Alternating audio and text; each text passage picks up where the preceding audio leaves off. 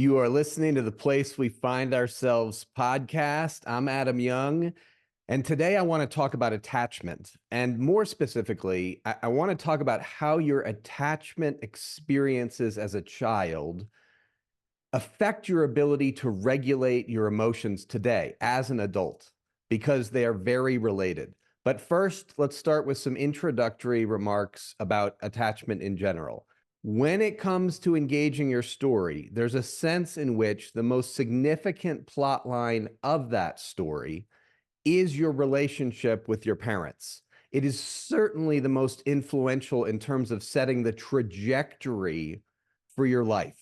Now, why is this the case? Well, it's about neuroscience. My reading of the neuroscience literature has led me to formulate what I call the first and second law of neurobiological development. Law number one, relationships influence the brain, the development of the brain, the shaping of the brain more than anything else. Relationships do that more than drugs, more than nutrition, more than exercise, more than meditation, more than anything. Relationships, this is law number one, influence the development of your brain, how it has been shaped. And neurobiological law number two, your earliest life experiences have a much more significant shaping influence on the development of your brain than later life experiences. So when you put those two laws together, you get the following implication. Your earliest relationship with your primary caregivers has had the most shaping power on your brain. It's important to remember, each of us is created in the image of a triune God, a we and not an I. You are created in the image of a we. Perhaps a more helpful name for the Trinity is the relationship. You are created in the image of the relationship, capital T, capital R. Now, what does that mean practically? It means that you are built, you are designed for connection, deep relational connection with other human beings. It is hardwired into your very being. Your brain and your body are intended, are designed to be in deep connection with other brains and other bodies, which brings us, of course, to the very important topic of attachment. So, what exactly is attachment? Well, attachment refers to the way in which you connect with other people. It's the emotional bond that you develop with the people that you are closest to, the people who are hopefully there for you and who truly know you. If your primary caregivers were sufficiently attuned to you, responsive to you, and engaged with you as a child when you were growing up, if they were sufficiently attuned, responsive, and engaged, you developed what is called a secure attachment. And secure attachment, oh boy, it is a really big deal. Why? Well, a securely attached adult has at least the following four things going for them, and they're each very important. Number one, a securely attached adult has the ability to regulate their emotions, which is to say their bodies. Number two, a securely attached adult has a built-in resilience to stress. What does that mean? It means that securely attached adults can bounce back quickly from stress.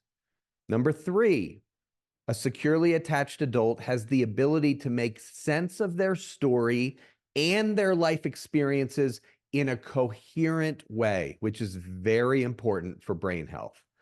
And number four, a securely attached adult has a very high likelihood of being in relationship with other securely attached people, which means healthy, fulfilling, meaningful adult relationships.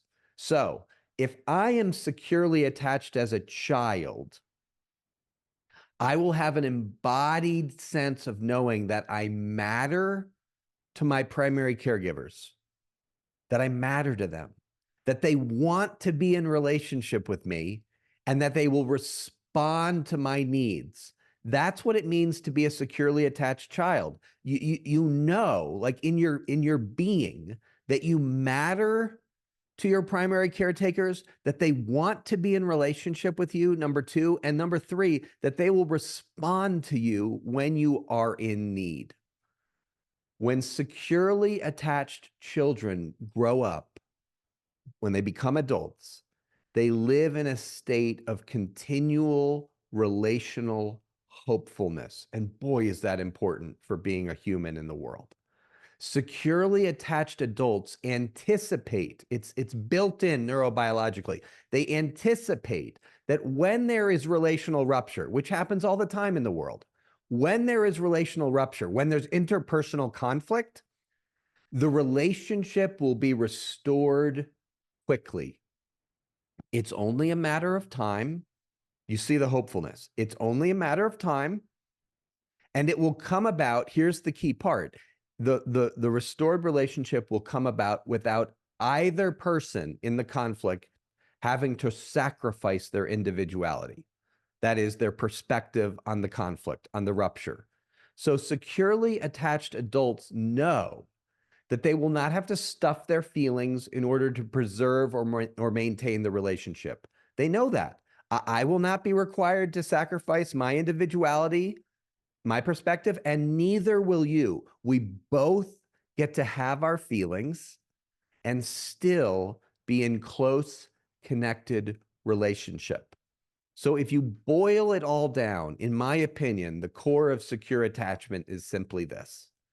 When there is relational rupture, the securely attached individual knows that repair is inevitable and it will be here shortly. In other words, here's what I'm trying to say. Secure attachment is embodied hope. It is the bodily based expectation that we will soon feel close and connected again, and it will come about without either one of us having to sacrifice our individuality. The essence of secure attachment in adulthood is that you have the ability to both self-regulate and reach for help. Okay, this is an important shift, new idea.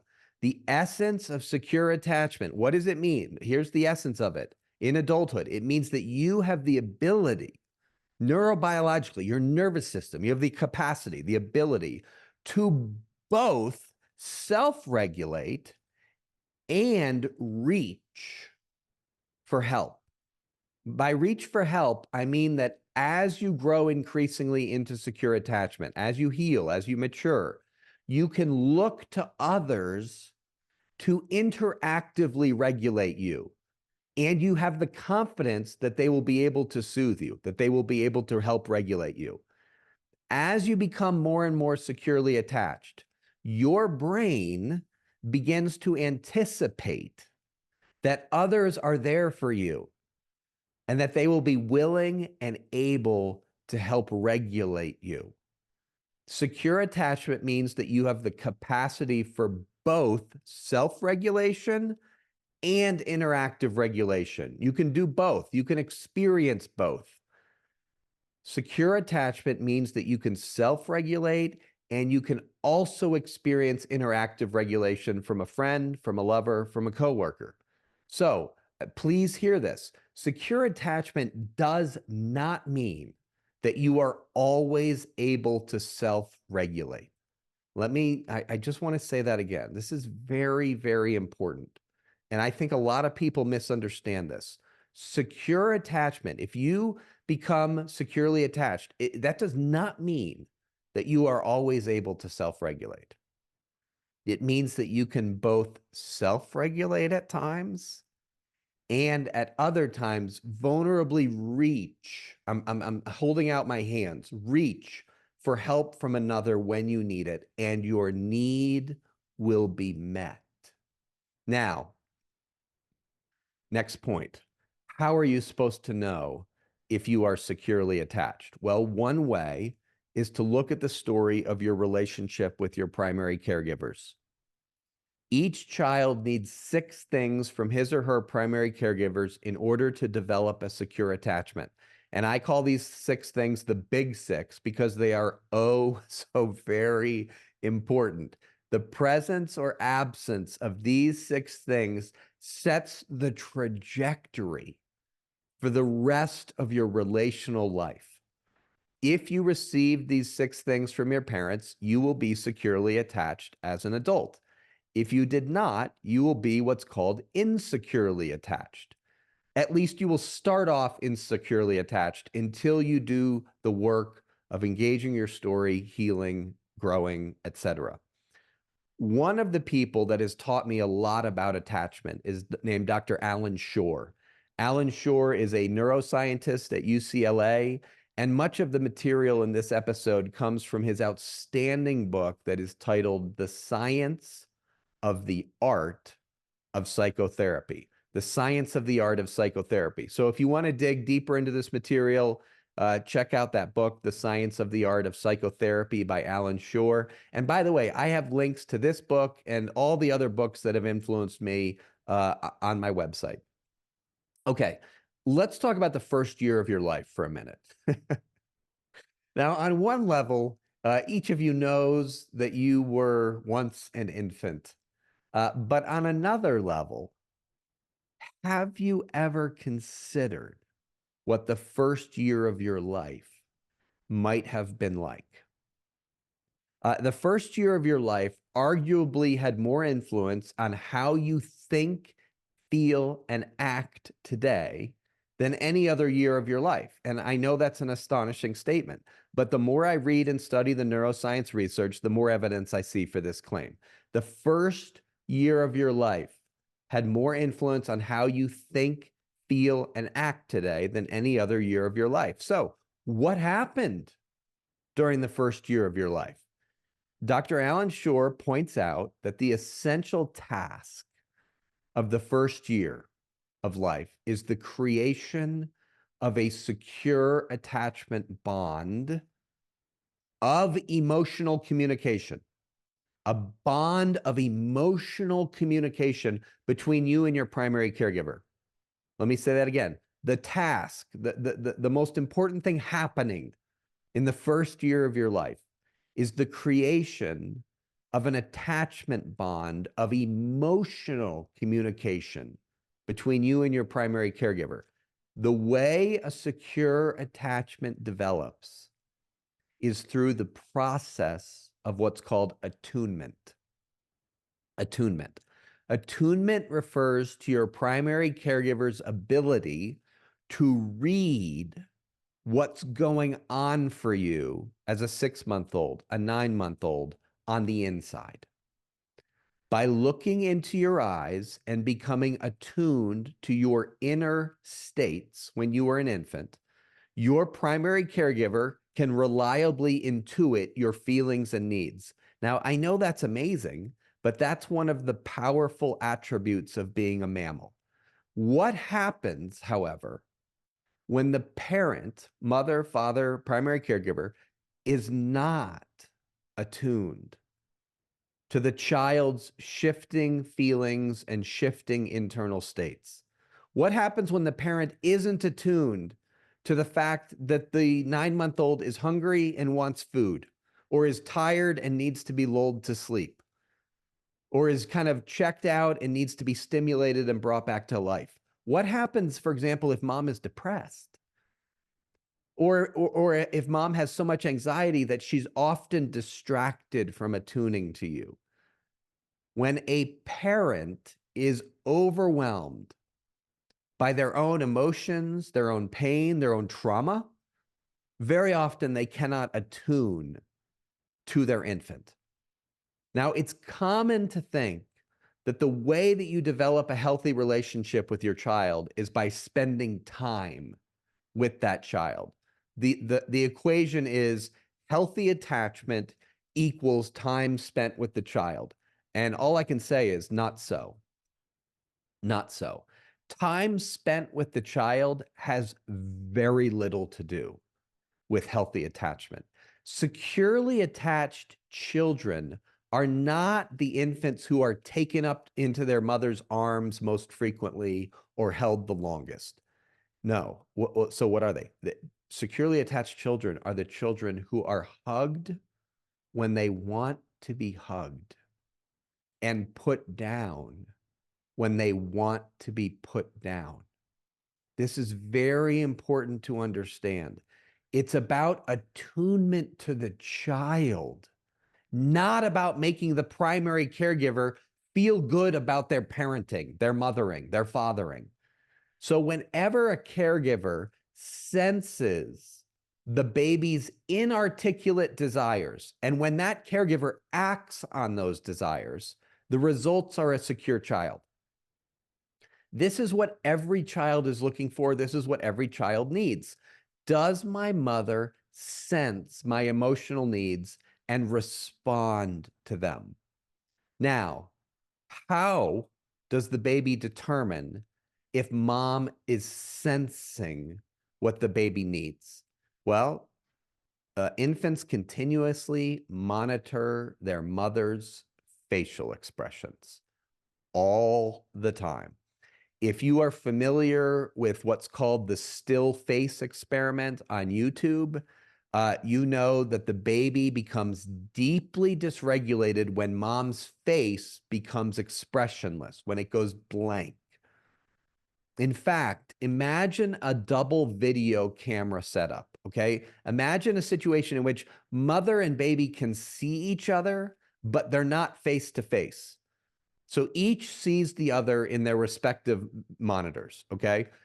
When it's going in real time, mother and infant look at each other, they smile, they laugh, both are perfectly happy. But if suddenly the baby is shown a videotape of mom's face instead of the real-time display, the baby quickly becomes distraught. Why? It isn't just mom's like beaming countenance and smiling face that the baby needs. It is her synchrony. It is their mutually responsive interaction. So if you were to suddenly then restore mom's face in the video monitor to real-time interaction, then the baby becomes regulated and content again. Now, one of the primary reasons that the attachment bond between you and your primary caregiver matters so much is because this attachment bond is what allows you as an infant to learn how to regulate your affect. And boy, is that important for being a human being. Now, what does that mean? Regulate your affect. What am I talking about? Okay, affect refers to your internal emotional bodily state.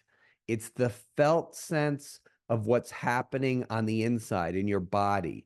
And it ranges from numb and shut down to terrified and panicked. Whenever you are stressed, your affect becomes what's called dysregulated. Your nervous system shifts from a state of being regulated to a state of being dysregulated whenever you are under stress. But here's critical thing number one to understand. Number one, as a child, you had very limited ability to regulate your own affect. And as an infant, you had zero ability, none, zero. As an infant, you were utterly dependent on mom, dad's ability to regulate your affect for you. You were completely dependent on your mother or father's willingness to regulate you, to soothe you, to stimulate you when you were in a state of dysregulation, a state of distress. An infant does not possess the necessary brain structures to self-regulate, which brings us to critical point number two that you need to understand. And it's this: the way you develop the neurobiological structures to regulate your own affect, to regulate your own emotion, your own body, is by having your body interactively regulated by another. Mom, dad, stepmom, stepdad, primary caregiver.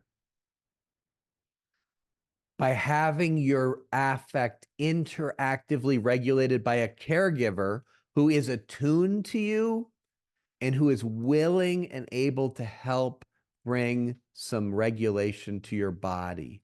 In other words, here's the point I'm driving at. Secure attachment means that you have a brain that can self-regulate. Many of you lack sufficient brain structures to self-regulate. That's why it's much harder for you to calm yourself down when you are amped up and distressed. The brain structures, just to give you a little bit of the neuroscience, the brain structures responsible for emotional regulation are the amygdala, the anterior cingulate, and the orbital frontal cortex. Those are the three primary brain structures that provide affect regulation to your body. Now, to be sure, just to be clear, everyone has these structures. It's not like they're missing in your brain. However, they are not adequately connected with one another, and they are not adequately myelinated if you are insecurely attached. What does myelinated mean? Myelin is simply a fatty sheath that wraps around your neurons. And here's all you need to know about myelin. A myelinated neural network transfers messages 3,000 times faster than an unmyelinated neural network. Why am I telling you this? Here's why. If the neural networks, the connections between your amygdala, your anterior cingulate, and your orbitofrontal cortex are not well myelinated, then you are going to have a much harder time regulating your body when it is dysregulated. When you are panicked, when you are terrified, when you are dysregulated, when you are amped up because you've had a difficult interaction with a partner, a loved one, a child, and your body is absolutely jacked up on the inside. If you don't have myelinated networks between those three brain structures, you don't have as much ability to soothe your body and to calm it down and to bring yourself back to a state of presence.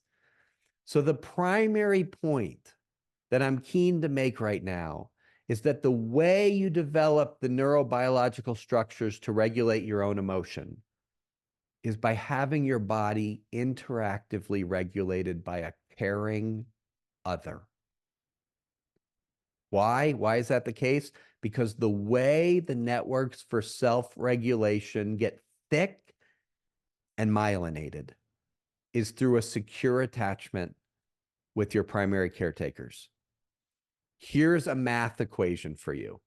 Attunement plus interactive regulation equals a healthy, robust ability to self-regulate. Attunement plus interactive regulation equals thick, myelinated networks in those three key brain structures. A securely attached child is a child who has been taught how to regulate their own emotion, their own affect. And affect regulation refers to the process of changing the intensity or the duration of internal feeling states. Affect regulation for an infant happens by the mother sensing the child's arousal and then regulating it herself by her nonverbal responses to the child. Let me quote Alan Shore. Here's how he puts it. When the parent and the child are looking at each other, when they're looking at each other, when they're interacting nonverbally, the psychobiologically attuned, sensitive caregiver appraises nonverbal expressions of the infant's arousal and then regulates that arousal. In other words, emotion is initially regulated by another. That's amazing. You're created in the image of a we, not an I. No one comes out of the womb with the ability to self-regulate. You develop neural networks for self-regulation by having your big emotions soothed by another person who cares for you. So when you hear the word attachment, the first thing you should think about is affect regulation. Attachment, the word attachment and the phrase affect regulation are two ways of talking about very similar neurobiological processes. Again, here's Alan Shore. Here's how he puts it. Attachment relationships are essential because they facilitate the development of the brain's self-regulatory mechanism. Consensus currently indicates that attachment can be fundamentally defined as the dyadic regulation of emotion. Dyadic meaning two people. That's Alan Shore. Notice that. Attachment can be fundamentally defined as the dyadic regulation of emotion. So please, I know this is kind of dense, okay? But just bear with me. Please hear the point I'm making. Here's the point. If you have trouble regulating your emotion, and all insecurely attached adults have trouble regulating their emotion. If that's you, if you have trouble regulating your affect, your emotion, if your nervous system, in other words, frequently shoots up to hyper arousal or down to hypoarousal, and if it's hard for you when you're dysregulated to bring your body back to a grounded, centered, calm place, there is a reason for that. And what's the reason? The neural networks between your amygdala, your anterior cingulate, and your orbital frontal cortex are not well myelinated, which means that the messages are transmitted 3,000 times slower than they might otherwise be. So, do you have trouble regulating your emotions sometimes? And do you have friends or partners that seem much better able to self-regulate? That is because your brain is different than theirs. And by different, I don't mean you're lacking structures. I mean the connectivity between the neurons, and especially the myelination of those neural networks, is not as thick as it could be. So that's a lot. That is why attachment is so vitally important. Affect regulation. That's why. Two final things. Number one, if the podcast has been helpful to you, please consider supporting it financially. There are a variety of ways to do that.